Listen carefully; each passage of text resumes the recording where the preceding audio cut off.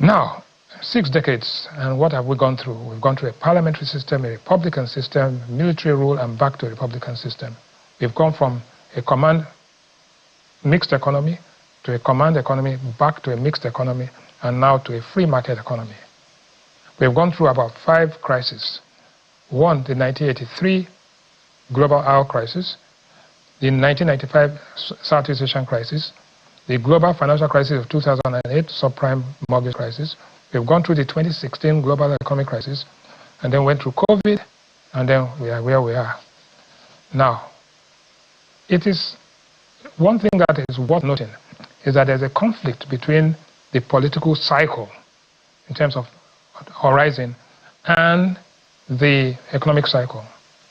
And I want you to note that between 1960 and 65, of course, we had the coup, and then we had the Civil War. Between the Civil War and today, if you look at the basic infrastructure of this country, in terms of the major bridges, the roads, the ports, airports, seaports, railway lines, the power stations, the bulk of your infrastructure today, 90% or 95%, I dare say, were built under the military rule.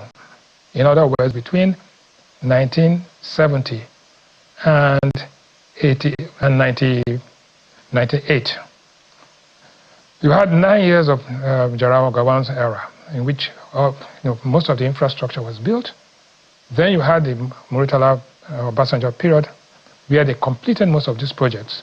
The Third Mainland Bridge, Echo Bridge, Qatar Bridge, the Nigerian shipping lines, the Nigerian airlines, the seaports, all of the seaports across the country, the major highways, the refineries, everything were built at that time. Why is it that throughout that period, because there was a military rule and all of that, they were able to commit resources, and you could see the physical infrastructure built.